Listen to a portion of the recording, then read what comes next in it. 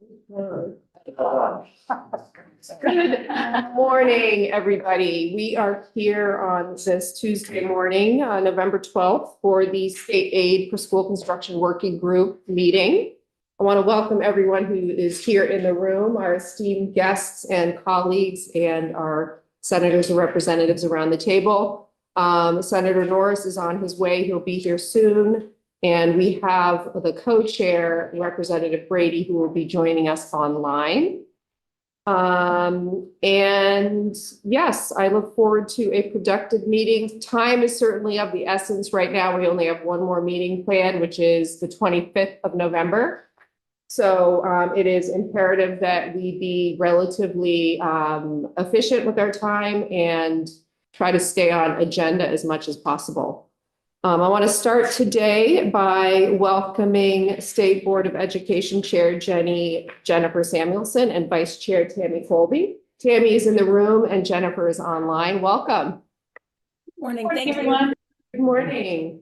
They will be talking about how, if or how the State Board of Education might be associated with a state aid for school construction plan in the future. Thank you and welcome, and you have the floor. I'll let Jennifer start. Good morning, everyone. Thank you so much for inviting us here this morning. This is a good discussion to be having, and I appreciate the opportunity for the State Board to weigh in on this. So I realize that Tammy is there with you, and just in my conversations with Tammy, I know that she's got a lot of thoughts about this. You guys were also nice enough to send us 3 questions, so as the committee wishes, we can go through those questions, or Tammy, I don't know if you have anything presented or prepared that you'd like to present. No, I don't have any questions. Jennifer, Our conversation yesterday, so if you want to work through the questions, it's fine. Yeah, that would be great. Thanks. Thank you. Sure. So the first question that we received was, would there be any interest in having State Board of Education representation on a school aid for small, sorry, I messed that up, advisory board? I did send these questions out to the full board and received interest back from one board member, but she is going off the board in February. So I don't really know what to say about that. I didn't really hear back from anyone else expressing interest in serving on a committee. Yeah, and I would be happy to serve on that committee. So great. So Would or would not? Do we need to clarify what that is, that that's a permanent body and not sort of like a working group? Okay, good. Just want to make sure. well, we're still clarifying that, Yeah. but as long as, I mean, we don't need necessarily to know the individual who will be serving, but the question is more, is there an interest in having state board representation going forward on that body? yeah, Jennifer and I discussed this yesterday. I think there is, and I think the rationale for that is under the current statute, sort of the configuration of governance in the state board still retains some authority and responsibility with respect to school governance. And things along the lines of school consolidation and district consolidation are likely to become issues. And from our perspective, those issues are inextricably intertwined with discussions about where the state might be making investments in construction, new construction, or rehabilitating existing facilities, and that it would be very important for policy coherence and alignment for those two activities to be hand in glove. And so having state board representation in that conversation, if then in fact it's the way your recommendation to go with commission of some sort, would make a lot of sense, just to make sure that we have alignment between those two aspects of governance and construction. Thank you very much for that input. I don't want to speak for the committee, but I do believe that we are generally in favor of having representation. So thank you very much for your answer to question number 1. You can move on to number 2. And we have a question from Representative Emmons. So has the current board looked at all at current standards for school construction? I know it's old. Yeah. I know it's outdated, but has the current membership of the board paid any attention to that? Well, Go ahead, Jennifer. well, as a board, no, we have not had a conversation about Rule Series 6000 specifically. We did have Bob and Jill come in last year, I believe it was last December, to talk about updating the construction formula. So as a board, we did do that, and that implicated Rule Series 6000. As a board, we have also discussed, and we've also had conversations with the governor's office and the agency, recognizing that we have many, many, many rules that are woefully outdated. And I think Rule Series 6000 definitely falls into that category. I mean, certainly there's been a moratorium on school construction for so long that it really hasn't been something that's been in front of the board. I think the board recognizes that this does need to be something that's in front of us, and we do need to update Rule Series 6000. But I think we would want to have some guidance from the legislature before embarking on that work. Yeah, Rule 6000 was last updated in 2000. Right. I think it's also important to point out and give a nod to the good work by the agency in the district quality standards, where there were some, not construction, but there are some new facility standards that I think would certainly need to be aligned with any revisions for Rule 6000. So do you see, if there was a member of the state board on the new entity, do you see bringing some of that, put it quotes, knowledge, because you really haven't worked with that, to the table? I think that it will be very important going forward for policy coherence that we make sure that the rule series, over which the state board currently has authority, unless that was a change to statute, right? That there, for policy coherence, that there is, the state board was represented on the commission, so that as we go through that task of updating the rules, and it is our intent to go through a rules modernization effort over the next 36 months, that would include Rule 6000, if that rule is still on our plates. It would be important that we would be working very closely with the commission to make sure that these things are well aligned. So should the board still be the entity that updates that rule, or should it be the new entity that does? I think that's a legislative decision. So you want to weigh in on that? Jennifer, you want to weigh in on that? Do I want to weigh in on that? Sorry, it's hard to hear. I would agree. I mean, I really think that is a legislative decision. And I'm going to just pop ahead to question number 3, because this does implicate that. You know, do we have the resources and capacity to successfully manage our current workload and charge? And I'll be honest, no, we don't. I think we have $46,000 left in our FY25 budget. So if the board were to do this work, and I think there are, good considerations for the board to continue to have some level of involvement in this process, we do not currently have the funds to complete that work. So again, I do think that is a legislative question, because either the work needs to be taken away from us, or if we are, given some facet of role in this, then I would think that we would need more funding to be able to do that work. And yeah, if I could just chime in, I do, Representative Emmons, I think that's the work that we're engaging in. When we come up with a governance structure, we're deciding where is rulemaking authority going to live, and will it be with the AOE? Will it be with this commission or board? So that is part of what we are trying to figure out. Representative. If I may though, I think there's also another question that we might consider in all of this. Hold on one second. Representative Brady, make sure you are chiming in if you feel the need. Okay, thanks. Sorry, go ahead. Sorry. What I would say though is, I think in reviewing Rule 6000, there's a lot of detail in Rule 6000, and rules are not particularly flexible, right? It's hard to update rules. And so I think this also might be an opportunity to think about what Rule 6000 or what a rule series would look like, right? So should the rule be a framework for thinking about construction and providing guidance, and then rather than having the level of specificity that is currently in there, that might be something to consider, right? Because construction guidelines and the kinds of things and the kinds of questions that come up, right? We want to make sure that a commission, the agency, school districts have the flexibility to respond to different conditions. And we want to make sure the rule isn't so specific, right? Yeah, it should be the governing framework. And so as we think about Rule 6000, in addition to where that rule might reside and who might have authority over that rule, I think a key decision point is, to what extent is that rule prescriptive versus a framework for thinking about sort of a larger policy priority? Thank you. You are echoing things that we have said in this room multiple times, so I appreciate that. Let's go back to number 2, which we skipped over. So question 2, in what other ways does the state board see itself engaging in a state aid for school construction program? I mean, again, I think this goes back to the framework that is ultimately created by the working group.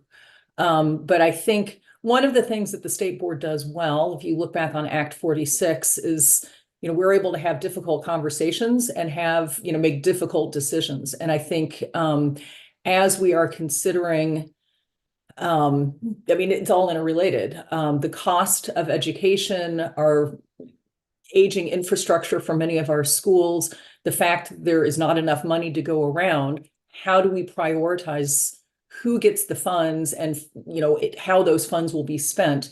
I think I don't really see the state board in the weeds on this. I think I see us sort of at a higher level. And I think we can serve a role in facilitating what are going to be some really hard conversations. Thank you very much. I appreciate that input. Yes, I think we're all here thinking about affordability. We're thinking about capacity. We're thinking about scale. And because you all have sort of a bird's eye view over the entire system, it's certainly will be critical to have your voice at the table. So thank you very much for that. Tammy, Anyone? did you want to add anything to that? I just sort of put a punctuation mark behind the idea of scale and governance, right? I think those two things are going to be real high priority items over the next 2-3 years. They have to be. It's going to be almost impossible for us to deal with our spending issues without it. And a big piece of that is going to have to be some strategic and probably some difficult decisions around where we make investments in new construction and rehabilitating existing construction. And those two conversations should happen at the same time, right? My concern would be is that those two conversations do not happen at the same time. We could have fundamental misalignment between hard choices that are likely to have to be made around issues of scale and hard choices about prioritizing, right, new construction and rehabilitating infrastructure. So I think I would strongly suggest, and again, punctuate Jennifer's point, is those two functions need to be in the same spot. And the state board at this point has both responsibility and authority over certain governance configurations, particularly around how school district boundaries are drawn. And so keeping those two things together. Fantastic. I want to look at folks in the room to see if anyone has any questions or comments for either of our speakers and guests today. And welcome, Senator Norris. Thank you for being here. Apologize for my tardiness. No, thank you so much for letting me know ahead of time. Senator Weeks, so you have a question. Yeah, I do. So thank you, Madam Chair. You're welcome. Okay. Just a curiosity question for the State Board of Education on whether you believe that a construction board is necessary to be created in this mix in relationship to the potential that the AOE is given more of the centralized responsibility for school construction. I would suggest it's probably an and in both, right? I think that as long as decisions around governance are outside the agency of education, that a commission needs to be in parallel, there needs to be a parallel structure for that. That said, I think the agency has to play a really important role in implementing, right, that direction. But I think in terms of setting policy and setting a strategic vision and helping setting priorities, I think it's going to be really important that we have an open process for public input into that process, and also that that process is aligned with other kinds of activities that are going on in other commissions, right? So having the strategic vision happen at a commission level or something outside the agency, but then having the agency develop the implementation plans for that in a strategic way will be really important. And along those lines is going to be really important for the state to invest in good, strong teams within the agency. I know Bob's there now, it's great. But if we're going to get serious about doing construction and the rehabilitation, the agency is also going to need staffing and resources to implement that plan. And I think keeping the strategic vision and sort of those hard, frankly, political choices that are going to be made about how we do this with a commission where they can have public input. Interrupt just for a second. Keep referring to the commission. Are you speaking about the futures of Vermont's No, I was Education talking about, Commission? it sounded to me like you were talking about some sort of commission. The construction The board. Construction board, excuse me. Okay, and in all fairness, we haven't named it yet. Okay. So- Whatever that is. So let's- It's a work in progress, so it'll either be a commission or a board. I just want to clarify if it was the future of No. Vermont's. No. Yeah, that's a commission. We all know it as. Oh, yeah, no, okay. So 600 weeks, let me clarify that. I apologize.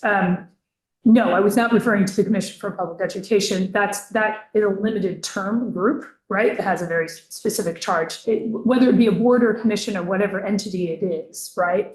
That is operating outside the agency, I think that group needs responsibility for setting the strategic vision and priorities. And the agency needs, it would be appropriate for the agency to take a strategic role in leading the effort to implement that vision. So you think we do need a board or a commission to parallel the efforts of AOE? Okay, that's all. Thank you. Wonderful. It's always great when we end before schedule. So I want to thank you for your concise and cogent comments this morning. Thank you so much for being Nice to see here. everyone. Much appreciated. Thank you all. Let's get back in the state house. Yes, it is indeed. All right. The next item on the agenda is to have a committee discussion based on point one of our bill that we have to look at. So thank you very much. John Gray is here to help us from Ledge Council. Thank Morning, everyone. you so much. Good morning. Restate what was just said. John Gray, Ledge Council. Jump into Zoom. You all should have a copy of the new draft in front of you. It's also posted on the committee's website. Thank you, Mr. Ferrante. Or is there no A at the end, Ferrante? Yes. Okay, thank you. I want to give it an Italian spin. It was.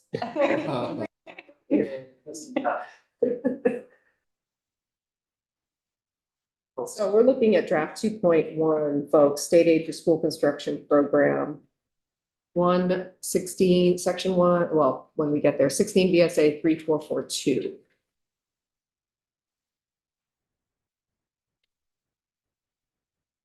Zoom is freezing, so I'll Oh, no worries. see if I can join again.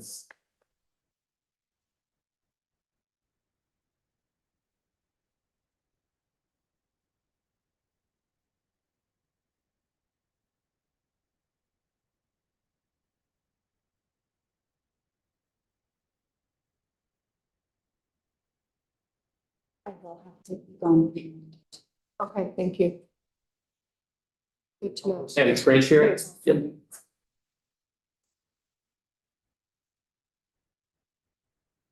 If that doesn't work, John, I can just pop up. It works. Thank you very much. Thank you. Okay. See if I can make this here for you guys. Thank you very much. So, John Gray, Office of Ledge Council, we're going to be walking through 2.1 here. I'm happy to proceed in any way you guys would like. I mean, it's simple just to flip through the pages, just to set out what's been done. There have been tweaks, which were specific drafting requests made to existing language that Beth previously walked through, but there's additionally new sections that are included here. So I'm happy to walk through just the order that I have it by pages if desired, or if you would like to tackle bigger things earlier, we can jump to sections. I saw Senator Weeks' hand go up. But all I was going to say was, I don't want to be overconfident here, but we do have, an extra, 10 minutes, which is kind of nice. So I would be happy to just walk through the whole bill from beginning to end. Senator Weeks. Yeah, I would just submit that it's probably appropriate to have a couple minutes to explain the purpose of the document and where it goes next and what its intent is. I think that would be helpful, and then get into the details. Okay, so if John, if you're willing to sort of Sure. set the table for us, that would be fantastic. Thank you. So we have the existing governance structure that was set up in the previous drafts here. There were a couple of tweaks that related to just programmatic language, but the big additions that you're going to see here are pulling in what you may recognize from Title 16, 3448. So this is an approval system and setting up the funding system. It doesn't actually have the funding structure. This is setting up the actual approval process for school construction applications and how preliminary approvals would be made. Your priorities could be included in this section. What you're going to see built out here is AOE had set up a couple of eligibility conditions in a previous framework. Those are drawn in here. And then there's a placeholder that you're going to see for a special fund.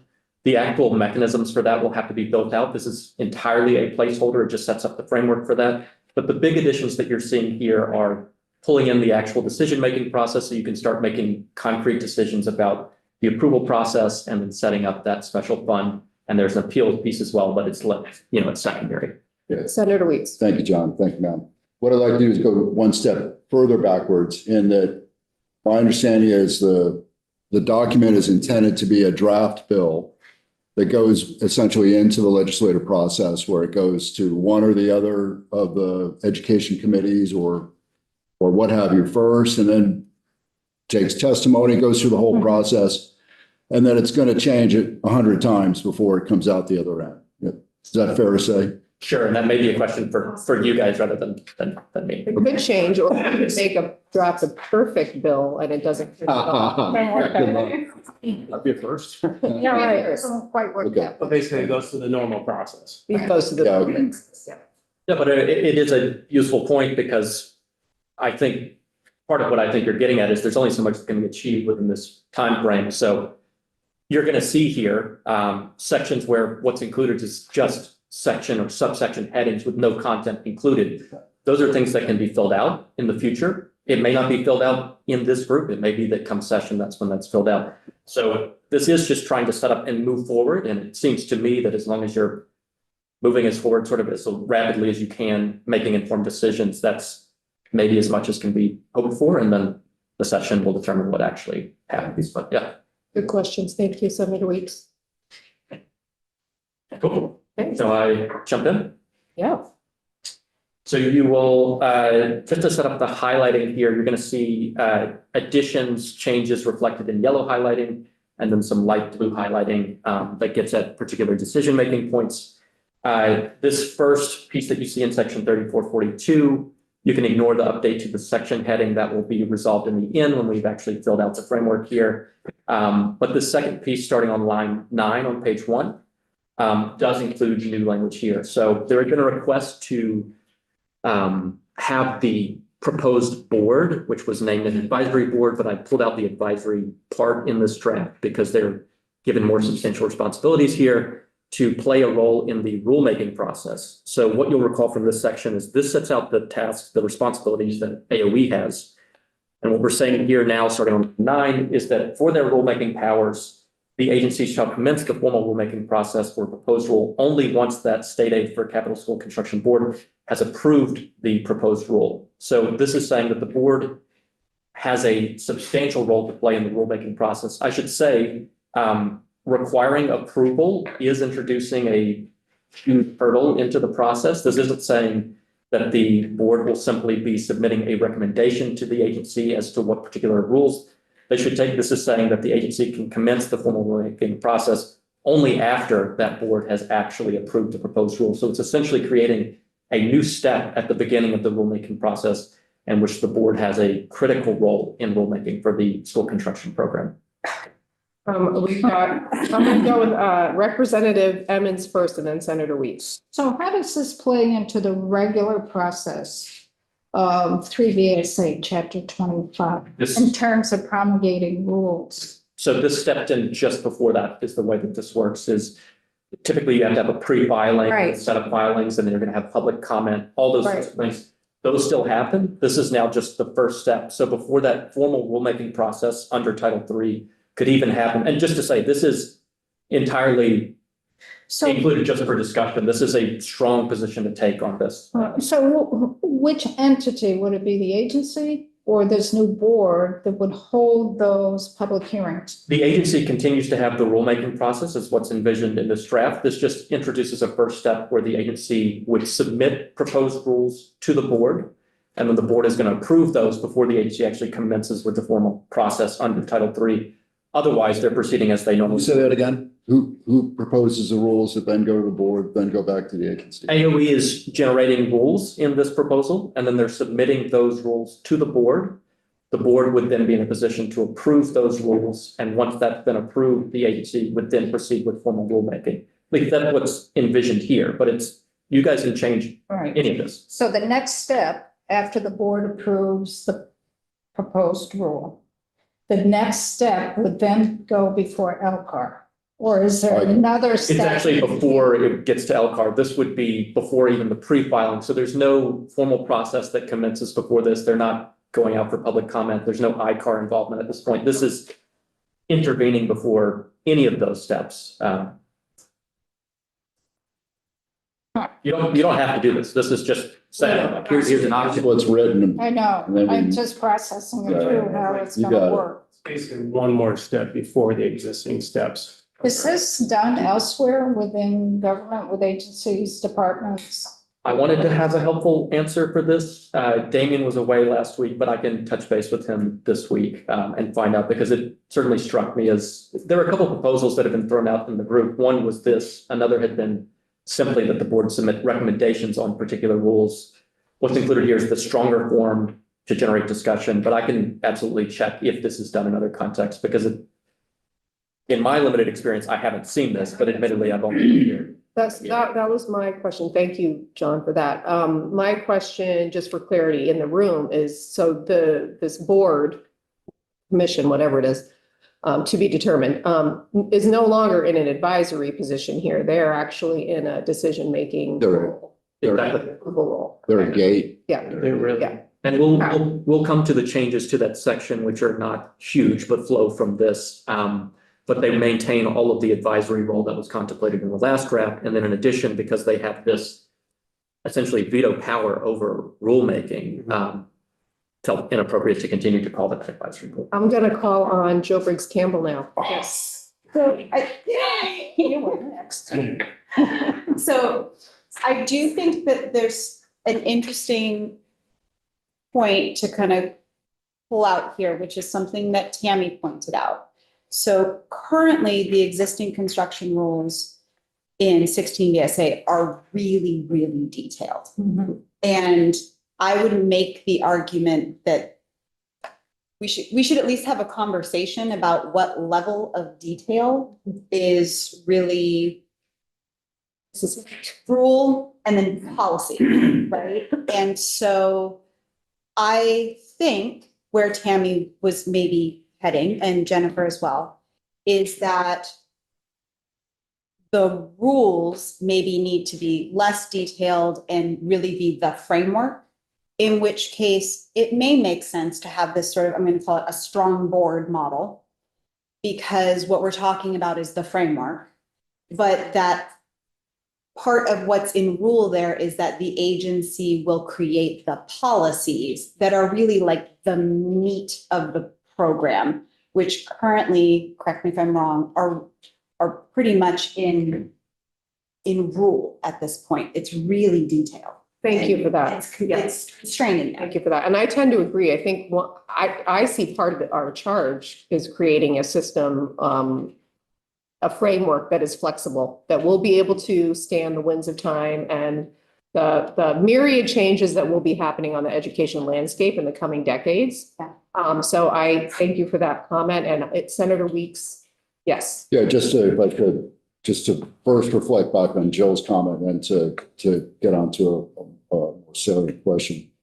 Doesn't legislature develop policy and the agency creates rules?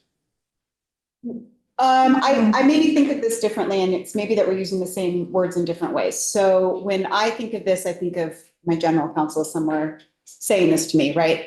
Is that the legislature creates statute. Currently, the state board, or in the example of district quality standards, the agency creates rules. And then we sometimes are directed to create model policies that then school boards have to promulgate, but policy is like another layer down in terms of kind of the strength of the thing. So there, for me, there's a hierarchy that has you making thoughtful faces, but I think maybe it's just how the agency thinks about those things versus maybe how the legislature thinks. I about could those. offer maybe two things here. So one is, this is the opportunity for the legislature to make policy decisions on this. So this is a chance to take a stance on these particular issues. And if you want to advance a particular vision, this is the space to do that in. The second piece that I would say, which is more the legal advice, which is just to say that if you're granting rulemaking authority, you need to provide sufficient guidance as to what that is. Otherwise, you could impermissibly delegate authority. And to an extent, if you just refused all policy decision-making, you would be in a troublesome situation, just putting aside the fact that you wouldn't be taking the opportunity to actually direct what you want to have happen. So just two pieces. This is an opportunity, and you do need to provide sufficient guidance as to what that rule will actually be. Thank you, Donna. I think we're actually using policy in two different ways here. I think so. Yes. Maybe get some clarity. policy. Beth St. James, please. Yeah. Yes. John's absolutely right. So Beth St. James, Office of Legislative Counsel, John is absolutely right. But I also agree with Jill that I think that we're using the term policy in two different ways. So the legislature, right? Separation of powers, we've got 3 branches of government. You are the law making body. Rules are laws. You delegate your rulemaking authority, your constitutional rulemaking authority to the executive branch through the APA rulemaking process. With that delegation should come very clear legislative intent and direction on what you want the executive branch to do with that delegation of authority. The APA process, as Jill mentioned and John has mentioned, is spelled out in statute. The Secretary of State's office actually has a really helpful flow chart, so you can see where drafting rules comes in, where IPAR comes in, where public hearings comes in, and all of that. I'd be happy to send that. I use it all the time. Policy has the colloquial meaning when we're thinking about what are the hopes and dreams of the state, right? What's the overarching umbrella that all of your work is fitting under? And then, separate from the APA rulemaking process, the executive branch agencies often have a myriad of internal documents that are not a delegation of rulemaking authority. They are not law. They are the agency's or department's internal policy process. And often, executive branch agencies and departments will need to create those policy documents to fill in all of the nitty-gritty details in order for the rules to actually be carried out. So when we're talking about and I've worked in the executive branch, and so I've had to have these are rules, these are our internal policies, you don't get to say anything about them. And so if you don't spell something out, either in your delegation, either in your statutes or your delegation of authority, you are kind of allowing the executive branch to fill in the holes with that policy. But as long as it's not violating law, you don't really have to say it. Does that make sense? It does. Thank you. That's very, very helpful and very clarifying. Thank you. Senator Weeks. Okay, thank you, ma'am. Now on to my question. So before we get off page 1, paragraph 2, I'd like to ask Jill, as a representative of the AOE, what the agency's perspective is on the need for the creation of a construction board versus the AOE having that same responsibility internal to the agency. Is that clear? Yeah, I mean, it is to me.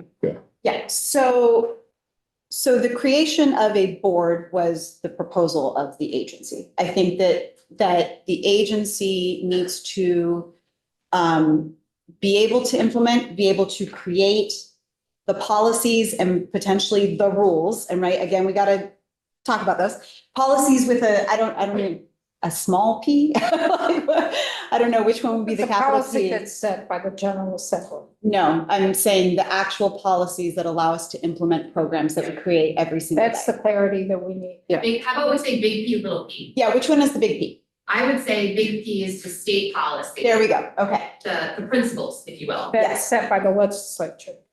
It depends. You can delegate that, right? Right.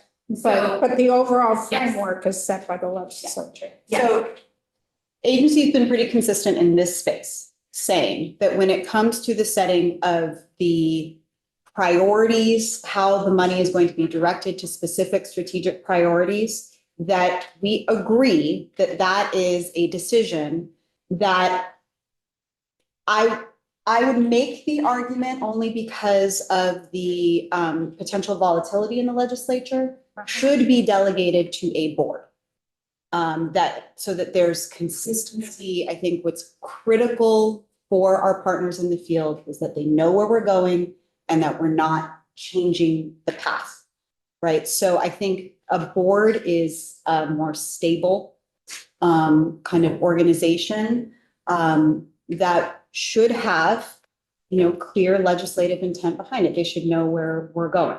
But so Senator, I think what I'm saying is I do agree that there should be a board, but that the agency needs to have substantial ability to implement, to propose priorities and rules up to a board.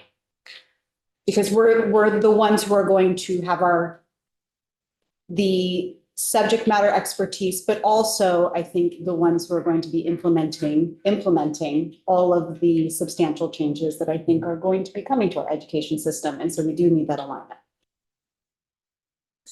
So I'm thinking down the road, got the rules in place. If there's funding available, what entity makes the final decision of which districts get what amount for what is eligible for that construction?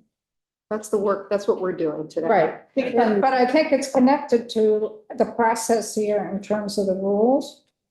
And who, the agency right now, the way it's drafted, has the responsibility of reviewing all the preliminary applications.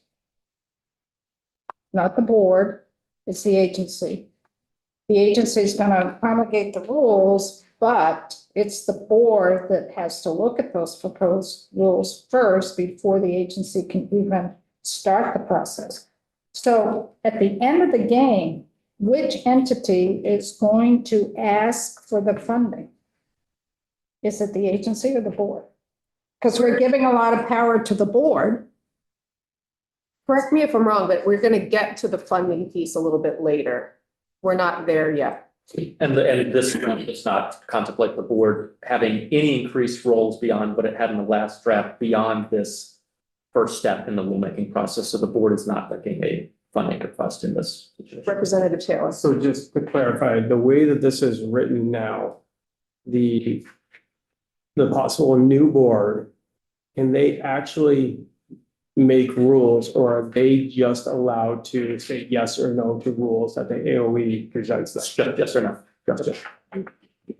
Yeah, although you can imagine that if they have issues with something, they're likely proposing a response to that, and we'll come to that piece as well. But AOE would be making the rules in this envisioned framework, and then the board would simply have a say as to whether or not they can proceed to the formal rulemaking process. So John, on page 10, when you're in, I know we're jumping ahead, but it's It's connected. question. So it is ultimately the secretary of the agency that would go in front of the committees and make recommendations, like submit which projects. So I think that's been the discussion this far, but I don't think we've settled, the group has not settled this, so I can't respond for what the group wants to do, but this does not envision the board doing that piece. This has a very similar structure to what exists currently in statute in section 3448. So this mirrors what's done there with a few tweaks, which we'll get to. But that's. I thought currently in statute though, like in the existing program, it was the state board It's that the went to board. the legislature. So should we substitute state board? We did remove references, so the state board role is entirely limited. Yeah. to what's So do we finished. substitute? Hold on, can I just please get us back to the draft? And hopefully we will get to that, because I think it's a good question. But my sequential brain would like the sequence of going through the bill, so thank you. So I think we're around line 13. So tweaks that you'll see in this subdivision 3, starting on line 13, this is just to add renovation, which was one of the requests from our last meeting. I would call out, I think that Beth noted this at that time.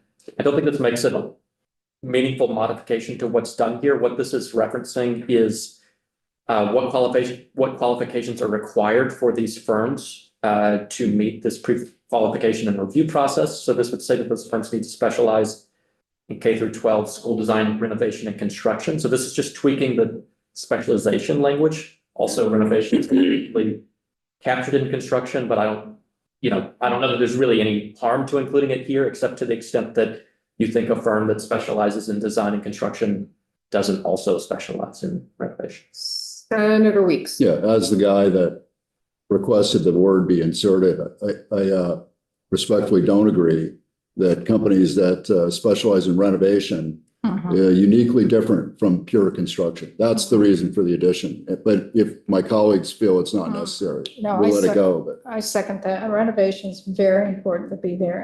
Anytime we do any construction dollars in the capital bill, we are very clear what it is for.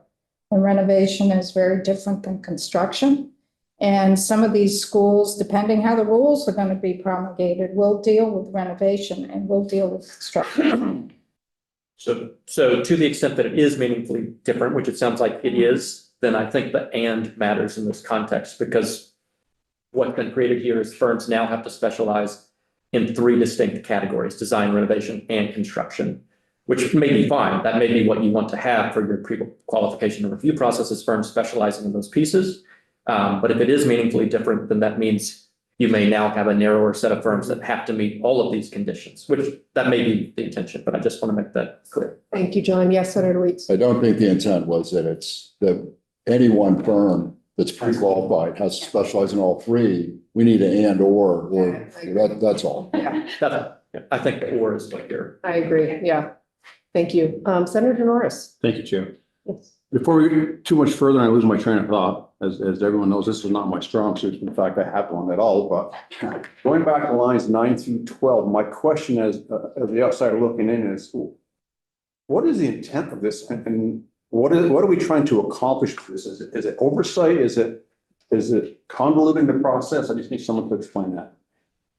I mean, I'll try to explain from my point of view. I really believe in, as Beth St. James that mentioned earlier, sort of a shared power, right? Shared responsibility, and not having it in the hands of one entity. I think it's really important that we have another body sort of working in concert, but also checking on the work of the AOE or whatever body it happens to be. And I also think it's important to have a public meeting forum where the folks from the community and the state can weigh in and participate in meetings and so on and so forth. So to me, I think it's really important that we have checks and balances. And this is just, for me, one example of that. And I guess just to follow up, that revert back to Representative Emmons' question as to, okay, in looking at this, who has final say on this? This is my next question. The board or the agency? Or the legislature. At some point in time, it may get, Legislation. who has, because it says if has approved proposed rule. So what does that mean? I think that is a strong board model. It's ultimately the board. If the agency came forward with proposed rules and put them in front of the board and the board said, nope, those are not the right rules, then the agency does not have the authority to move forward with the rulemaking process, which is in and of itself a process, right? That we're required to take certain steps all the way through. So I think of that as a strong board model. Agreed. So it's a check and balance on the agency. We may not trust the agency, so we want a board that has a little bit more clout for a check and balance on the agency. And Really, what's the play here? yeah, well, I mean, sure, you can color it in that way. I think also we have to remind ourselves, we're talking about school construction, Yeah. right? So we're not talking about curriculum development. We're not talking about, culture and climate. We're talking about school construction. I do think that's an important distinction to make and for us to keep our eye on that particular, bucket of work that's what we're dealing with here. And I think Senator Weeks had another comment or question. I do have a question, maybe it's comment, but given the really well-established ICAR, LCAR processes and rulemaking and such, I'm really not yet seeing the value of having a construction board in the middle of this process, and why we aren't just empowering the agency, again, with the ICAR, LCAR process for rulemaking, to have this responsibility without an intermediate body that's essentially potentially slowing the process in a time when we really need to get up and go. And I'm wondering if, again, I asked Jill as a representative of AOE directly a couple minutes ago, but and the feedback, what resonated was consistency. I get that, but I'm not sure that's compelling enough versus the executive branch's responsibilities and the AOE's responsibilities. Why we need a board in the middle of this. I think those are great questions, Senator Weeks. I have comments, but I'll let Jill Briggs Campbell speak first. So responding to that, and then also responding to comment in that, Rep. Emmons, I mean, I think that the way that I think about state construction aid and the way that we've consistently discussed it here is that the state construction aid program is not just a program that's sitting over here running, day to day, running in parallel to the education system. We're talking about using state construction aid as a way to drive forward transformational change in the education system. So rather than framing it, one way to frame it as we don't trust the agency, I would frame it as we are engaged in a major collective effort to transform our education system on a generational basis. And we're talking about investing significant state taxpayer dollars over a long period of time. And to me, that's a collective effort that shouldn't be just the executive or just the legislative. And that by having a board that is made up of members of State Board of Education and ex officio members and folks with expertise in this, and it's, I think, an educator, that we're actually taking a collective approach to what, as Tammy pointed out, are probably likely to be some really challenging conversations that we should collectively own. And that it shouldn't be, we're pointing at the executive and saying, oh, they made all those decisions, we don't agree with them, therefore this is a problem of the executive. Or the flip side of that, all the legislature made this, we disagree. Collectively, we've got to address our education system, and this is one way to do that. So I do think that there is a real value in that, in addition to the sort of consistency and stabilization of having this kind of entity. I think that's really well said, and I really appreciate you synthesizing it in that way.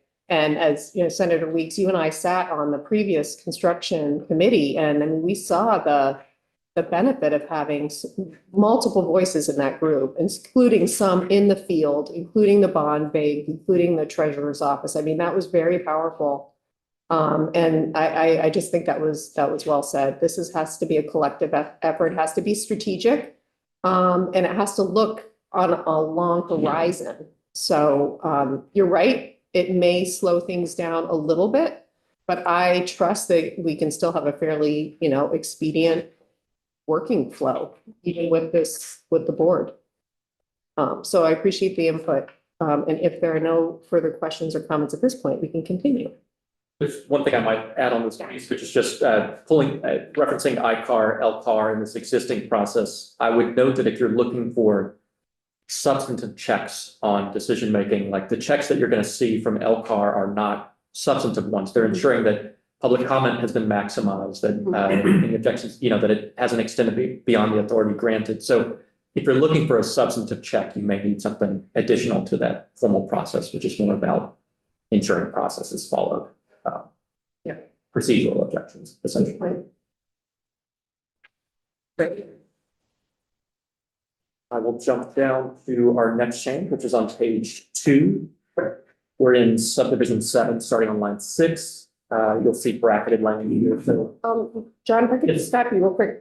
Anyone in the room, I know we're looking at changes right now. Do you want to revisit lines in the bill that aren't necessarily changes, or are you good?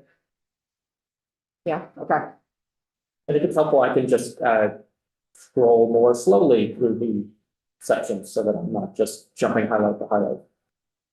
So AOE is currently passed and was passed in the previous draft of collecting and maintaining readily available data on all facilities in the state. There's been concern expressed about the vagueness of that particular term. I've included bracketed language here, responsive to the comments at that time, which were for a request for capital needs and facilities targeted closure. But what I recall is that AOE might be providing language on this front to build out more what readily available data would be. But these are the pieces that I distinctly recall being requested.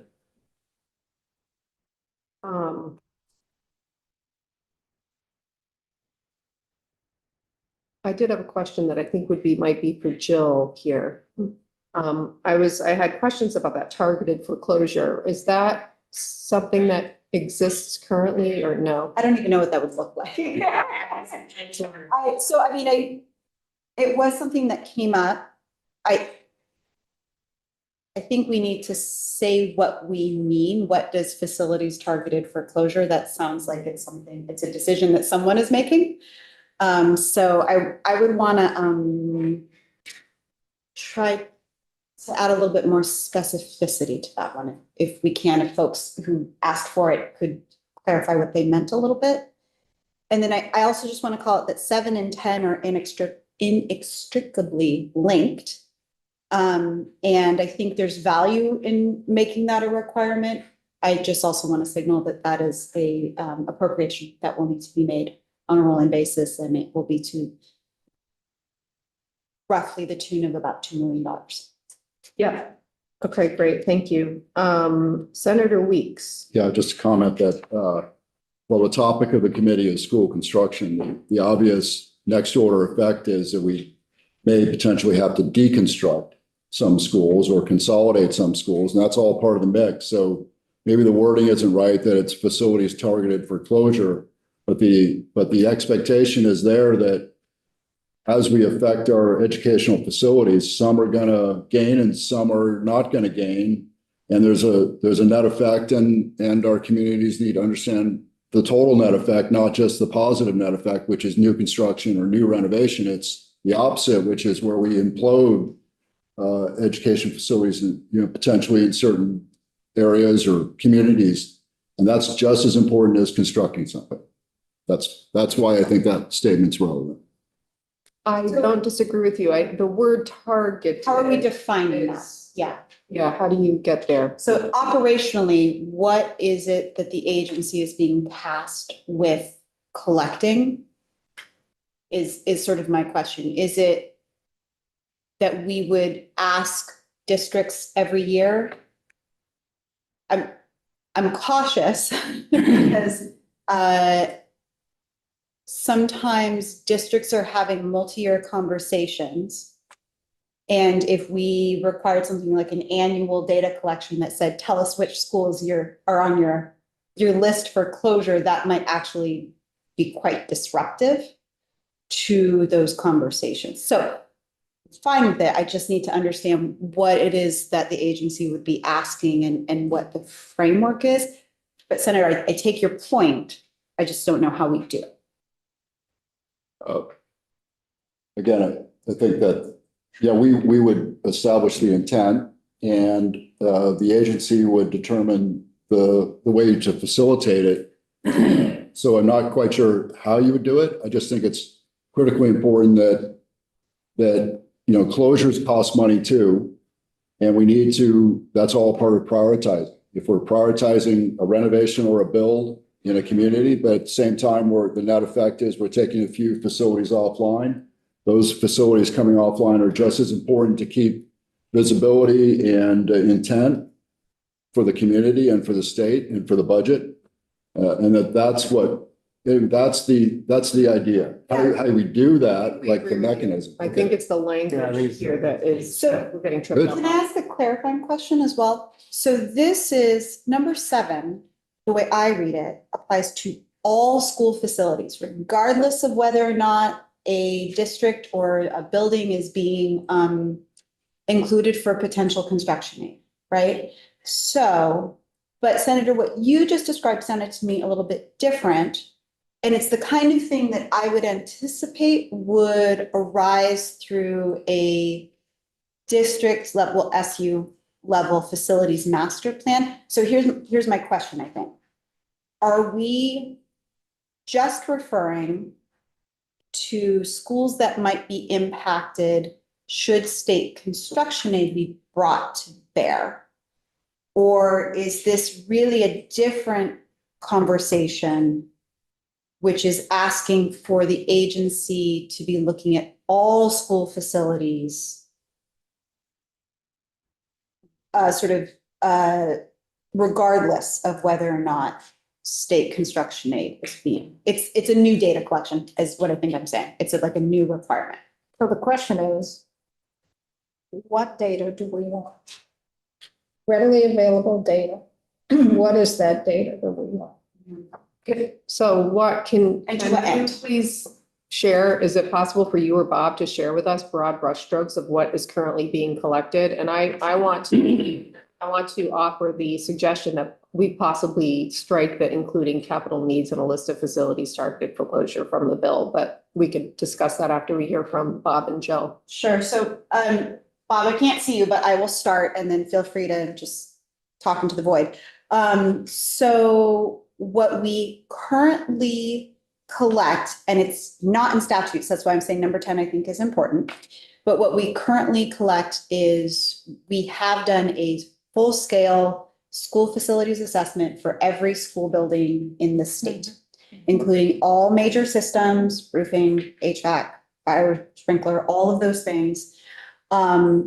With a facilities condition index, so the condition of those systems, it includes square footage, it includes a map, it, really like the basic nuts and bolts of all the school buildings. And if this group hasn't seen that document, I suggest that you check it out because it is extensive and it's really well done. Yeah, and we'll have that public dashboard going live.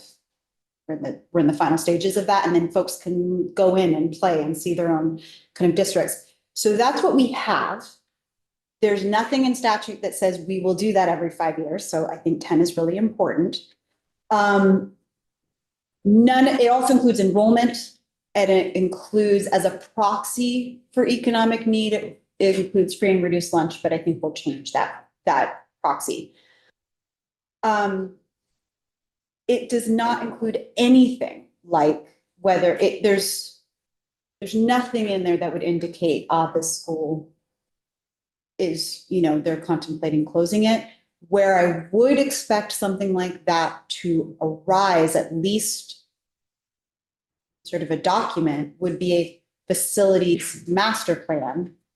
But districts are not required to have those, which is part of why we want to do the grant. So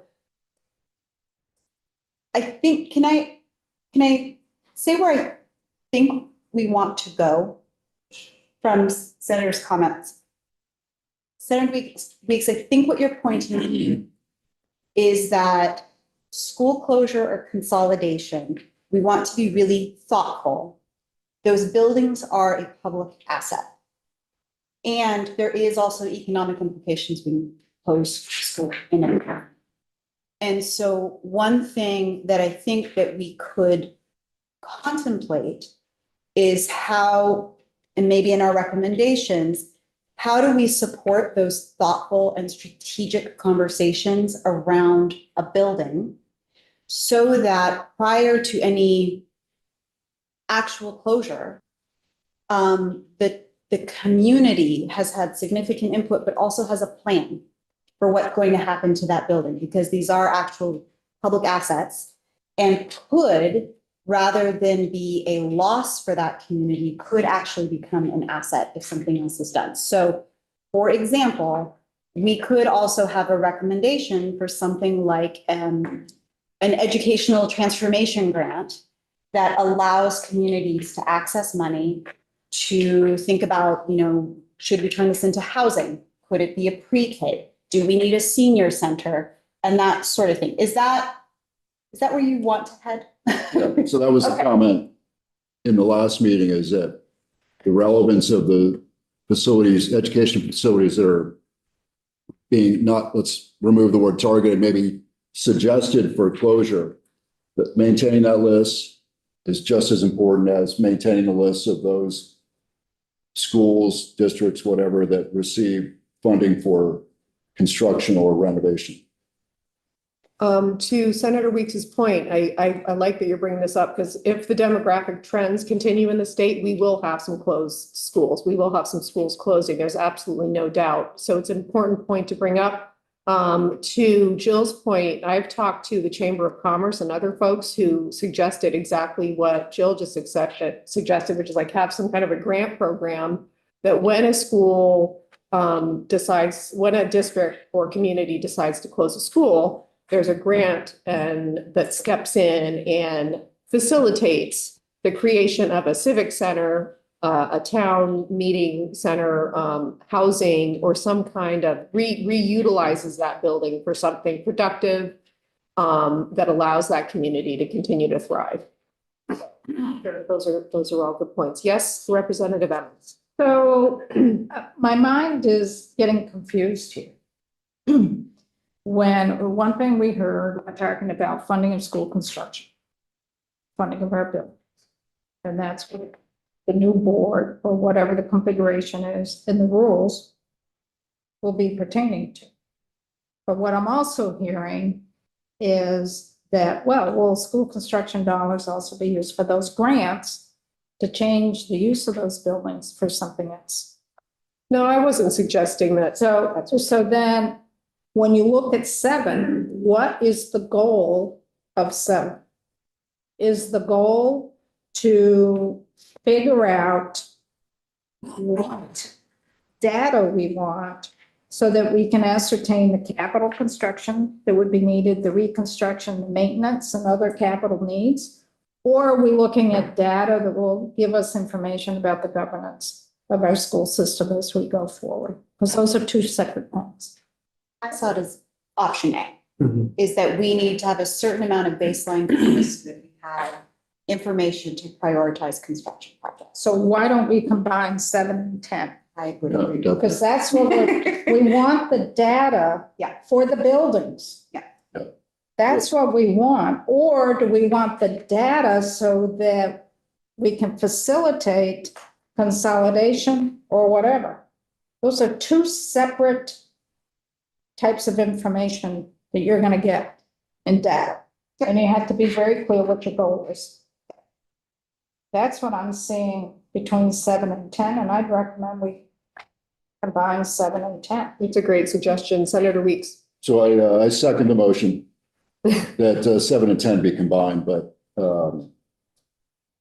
also, I'll leave it at that. Okay, so did you get that? And what might that look like? I think it would just look like what's currently 10, and then it would have at the end and maintaining that data in a publicly accessible form, something like that. Yes. Great. Yeah. Okay. I Super. like that one because we've already done it. I know. It's not a new list on my to-do list. That looks good. All right, thank you. Excellent. So and what are we doing with the language in yellow that we discussed? Yeah. I would suggest that we take it out, but that we recognize that this is a critical component of maybe the larger program and what are the ways that we support communities. I don't want to lose track of it. I think it's a really important point that Senator Weeks is raising. I don't either. And I also hear and have heard multiple times that we need to be explicit as possible. So I want to be explicit, but I have an issue with that language the way it is right now, Mhm. because I don't Anyway, did you want to add? Yeah, I'm just curious at so it takes a long time to consolidate a school or repurpose a school or what have you. At the point where decisions start to be made that we're moving in that direction in a particular community, AOE still, I would assume that AOE still maintains a responsibility for that facility until the point where it actually transitions back to the community. I just don't want to have an air gap between when we make decisions on construction renovation and then eventually it ends up back in the hands of the community. I still think AOE needs to maintain that list of suggested closures or however you want to coach it, but that's a huge issue that communities are going to want to follow that thread all the way through from suggested changes, consolidations, renovations, et cetera, all the way through to the point where the facility transitions back to the community. I think that's very important. Is that part of the school construction program? Right, shouldn't It's that, part of AOE. This is a ramification. shouldn't that be all part of the in the facility decisions. master plan, Yeah, right? That's exactly it. Going to be included in their facility master plan? yeah, absolutely. Absolutely. But Some kind of an outlook or a plan on if their school facilities were, Yes. Yeah. So master plan is part of the priority scale. So the agency currently, and this is not as strong as what you're pointing to, I just want to recognize that from the beginning. The agency currently, districts own buildings. We don't get to say what they do with them. When a district does make the decision to no longer operate the school for an educational purpose, they alert the agency, and we have sort of a series of processes that we go through. The first of which is you're no longer operating this for an educational purpose. Do you have federal dollars attached to it? That's actually our biggest one right now, because we had a lot of folks put ESSER dollars into HVAC that attaches federal interest. We actually have to work with the federal government on that. That's like step one. But within that, there's a whole series of paths. So if they turn it into an after-school program or a pre-K, that's one path. They're thinking about selling it back to the town for $1. It's a different path. They are going to hang on to it, but they're going to lease it for X, Y, or Z. That's a third path. So there is sort of this whole nested thing that happens. So we do know when schools are going to close. I would say it's very much a reaction to decisions, and it's not where you want to go. I'd like to noodle on this a little bit. I think that I don't know that the state construction aid program is the place where this happens, but I understand what we're trying to accomplish. So I think I'd like to think on it a little bit and see if I can come up with a better mechanism. I agree. And I mean, it does, I'll get right to you, Representative Emmons. I live in a city that has closed a lot of school buildings over the decades. And most recently, we sold Taft School, which is right behind the hospital on South William Street, to UVM. It happens organically all the time. I'm sure it will, I'm envisioning that it'll continue to happen. It sounds as though you want to sort of make it part of the system that we're creating today, sort of incentives. We've talked about carrots and sticks. Is that I think that's what you're getting at? yeah, I think Support. keeping visibility on the eventuality of that facility. Yeah. Whether it gets sold to a hospital, gets converted to a community center, whatever, is important. And until the point where it makes that transition, I believe it's AOE's responsibility to track it. That's all I'm saying.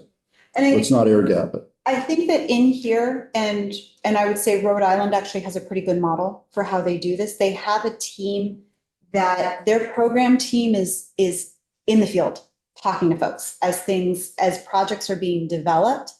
And so I think there's real value in that model, is that the agency team here that we're contemplating is not just checking the boxes and making sure that the requirements are met. It's a team that would be really supporting the conversations on the ground and really having that visibility and helping folks with their expertise be able to use data, use best practices, use like have that more than one SU look, you know, oh, hey, there's an elementary school in a different SU that's 5 minutes away. Have you had the conversation? So I envision this as a program that will really be, when we're saying technical assistance, I envision that as on the ground technical assistance throughout the That's what they process. used to do. That's what they used to do, and I think we even, especially in this moment, it needs to be even more robust. This is how Rhode Island runs their program, and I think that's a model for us. Okay, thank you. Rep. Emmons. So I'm gonna ask Beth this more than John. Is there in statute a policy in terms of a state policy for our schools? And I ask this because I'm looking at the old rules from the State Board of Education. And it's laid out right off, policy and purpose. It is the policy of the state of Vermont to encourage renovation of, additions to, or construction of school facilities where necessary to meet educational needs of Vermont pupils. It's also talking about the infrastructure needs to meet the needs of the students, and joint construction projects between two or more school districts and consolidation of buildings within a district where feasible and educationally appropriate are also encouraged. That's what we're talking about here. And is there a way to incorporate some of this into a state policy language for? I think that's that nice framework. It's already said Yeah. in the board rules currently that the goal is to consolidate within a district. It could be between districts, just consolidate where feasible and educationally appropriate are encouraged. That's what we're talking about, right? Yeah. You all, again, that's St. James Office of Legislative Counsel. So chapter 123 in the Green Books is the state aid for capital construction costs. This is what you're working in this draft. Right. There's no policy statement to open that chapter. Should we put in a policy statement to open the chapter that reflects some of the language that's currently in the board rules? I don't know. I'll get right back to you all. I'm putting that on the table as maybe a way of addressing, instead of doing it in 7, 8, 9, 10, 11 to collect data, it's our state policy. Could you restate your question to this group? Well, It's a good question. Vermont State Board of Education, it's their rules. And it's Series 6000 that was discussed earlier. And the first statement is policy and procedures. Now, some of this, you got to tweak it. But it's policy of the state of Vermont to encourage renovation of, additions to, or construction of school facilities where necessary to meet the educational needs of Vermont pupils. That's what we're trying to do, right?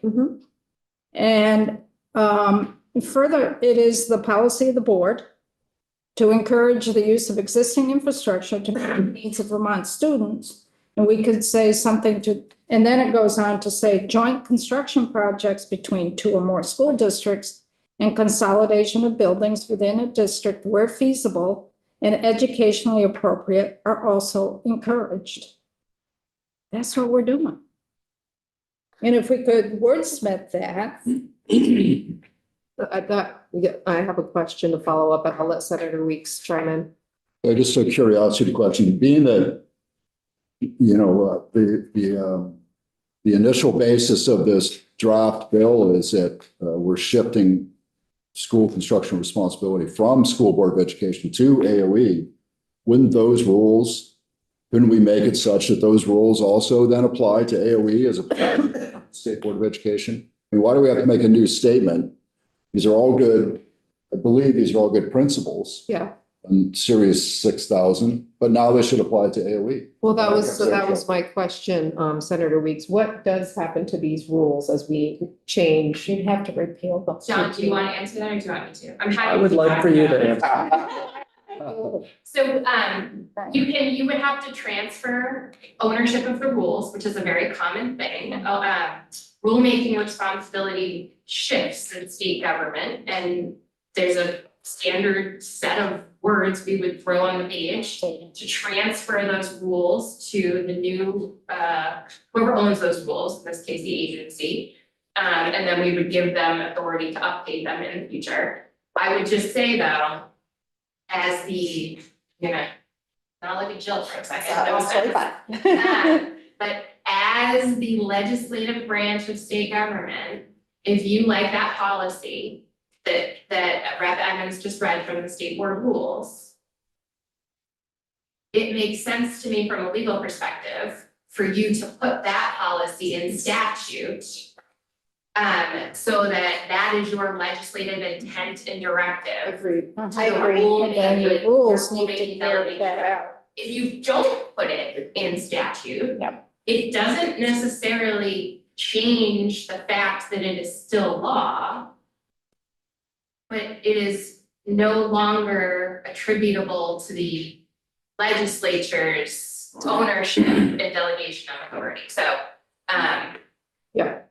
I just think of that hierarchy, right? You are delegating your authority. If this is the authority that you are delegating under, what Rep. Emmons just read, I would put that in statute. Agreed. Yep. Rep. Emmons for the win on that one. I think that language should be put into this bill.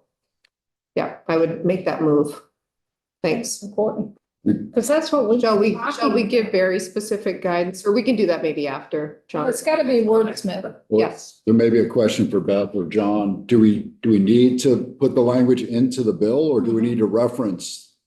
No, you put it in the bill. Put it in as Statute. clear as possible. We do that in the corrections. Right, but There's say, some statute. so hypothetically, can't we just say that rule 6,000, series 6,000 No, shifts from or applies to or rule, words to that effect? No, because we're moving from union to statute. Sorry. Yeah, and one potential, obviously, we can cross-reference pieces. I think that one issue is that if it's been repealed in the future or modifications are made, it was noted that it was put out in 2000. So if changes were made or this was deemed useless now that we're in a period in which the state board isn't doing these things, then the cross-reference would be disrupted. So certainly technically it's a good idea, but it's probably safer to just put it directly into statute and would be easy to do as well. Wonderful.